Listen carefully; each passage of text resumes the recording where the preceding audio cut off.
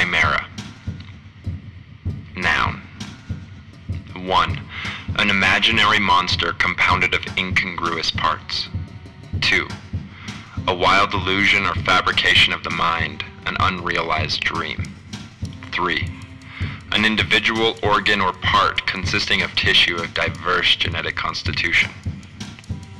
The chimera, or she-goat, was, according to Greek mythology, a monstrous fire-breathing female creature of Lycia in Asia Minor, composed of parts of multiple animals.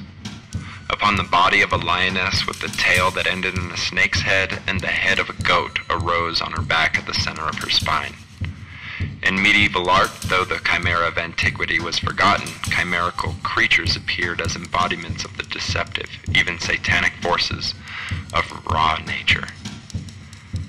Later, the word chimera found its way into the English language as a metaphor for a wild fantasy or pipe dream.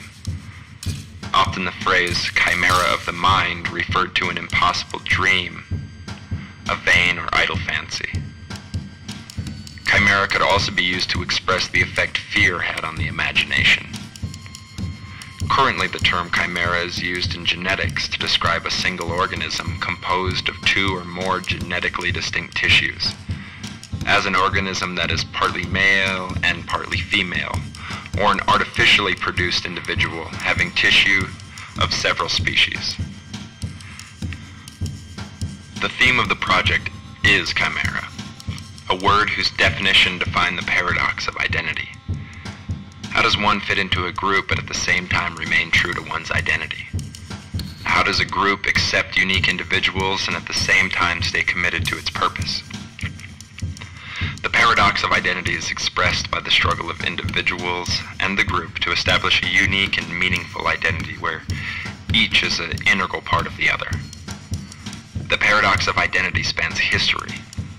Personal identity is like a compilation of political beliefs, ethnic backgrounds, and religious morals. However, these are all a product of time and society one comes from. Simply put, personality, identity, they're all culturally contrived. Human beings have the mental capacity to question existence, and in this way, humans have become masters of observation. Theologians and scientists alike believe humanity as the witness, the searcher of truth, the gatherer of facts, using tools such as culture, philosophy, religion, and science to explain existence and purpose. But with each new tool comes a new set of instructions, and those instructions limit the mental capacity to create a framework for understanding. Whether it is cultural taboos, religious dogma, paradoxes in philosophy, or the compartmentalization of science, each tool seems to diminish possibility, taking the whole and reducing it down to its parts. These tools are a product of humanity, created to attempt to explain the vast unknown. And like the stone axe, the bronze shield, and the Betamax, these tools must evolve or be abandoned. Humanity has focused and honed these tools to become fine instruments of dissection, often losing sight of the bigger picture. Only by remembering that imagination is the wellspring from which all tools flow, can the tool best suited to attempt the daunting venture of identity be found. Imagination and creativity have limitless potential and a level of flexibility that can adequately define self.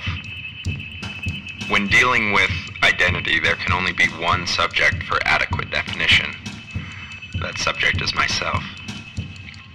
Objectivity is lost as I dive deep into my subconscious, pulling out images and creating them out of clay, foam rubber, wood, and steel.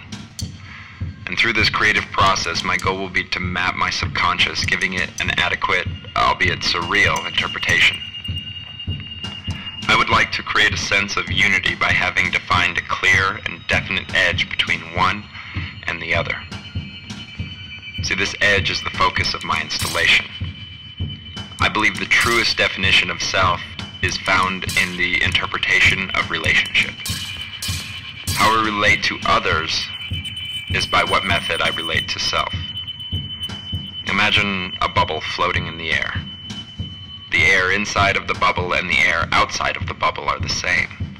What fills the bubble is not what defines it. It is the very thin and transparent skin of the bubble, or the border between one and the other, that communicate its being. This metaphor is applicable to the issue of identity. I am made up of the very same ingredients as those around me. I am roughly 35 liters of water, 20 grams of carbon, 40 liters of ammonia, 1.5 kilograms of lime, 800 grams of phosphorus, 250 grams of salt, 100 grams of nitrogen, 80 grams of sulfur, 7.5 grams of fluorine, 5 grams of iron, 3 grams of silica, and about 15 other trace elements. See, those are the elements that make up the average human body. How we relate to the world, whether it be a puddle on the street or a lover in my arms, is what defines me. All my relations. I created a series of sculptural forms that emulate the Chimera theme.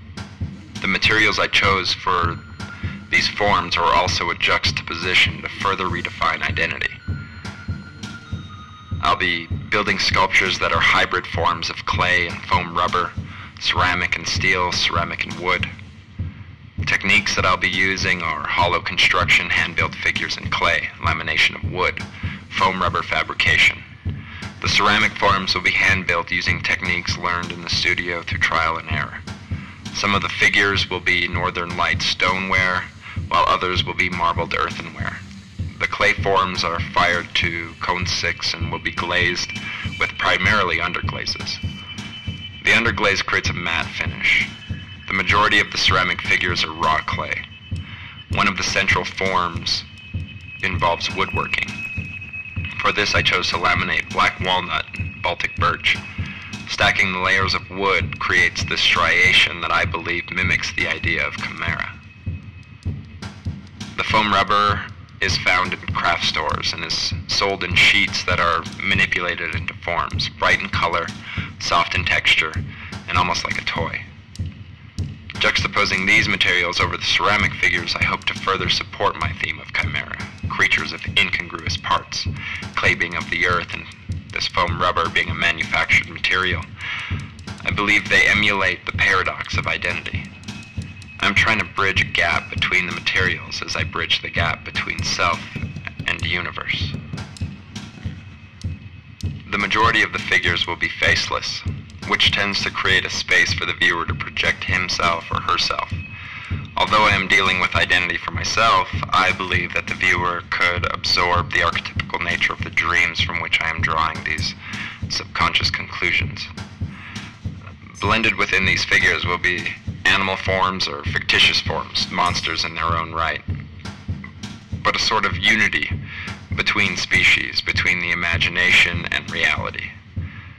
The forms will be male and female alike, both being projections of the self, to be aware of the masculine and the feminine in all things. The human figure is a sort of personification to make something look human, allows humans to accept it. The show will be an installation, and my goal is to alter the space and turn the entire environment into the art piece so that the viewer becomes a subject in the installation. I want them not simply to view the objects as objects alone, but to interact with the installation as a sort of environment that they stepped into. I'll be altering a 24-foot cylindrical space, and the pieces will be centered in the show rather than on the perimeter, so that the viewer will have to walk around the entire space looking inward versus being in the center of the space looking out. This is a conscious effort because I, in the search for identity, could no longer be inside looking out. The entire space will be a diorama of introspection. Identity is a chimera of the mind that has plagued humanity from the moment the word was conceived. Who am I? What separates me from the other? And where do I fit in? See, the individual struggles to define their identity utilizing the lexicon of psychiatry, ethnography, economics, etc. However, identity is the host of a paradox. The individual wants to be recognized as such, special, interesting, and one of a kind.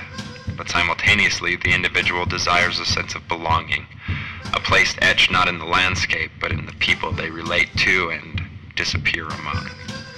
We learn about ourselves by comparison. It's like a scientific method of separation, isolation, and labeling. We begin with a hypothesis, and through rigorous testing, find out we are not who we think we are, redefining self many times in a life. But to abandon the cycle of searching for the one thing, humanity must look for the whole thing. Self as an entity of incongruous parts, identity constructed of tissue of diverse genetic constitution. We are a gradient between man, woman, race, culture, wealth, poverty, occupation, age, sexual preference, etc. We are more than these forms and cannot be simply identified. Regardless of label, we remain.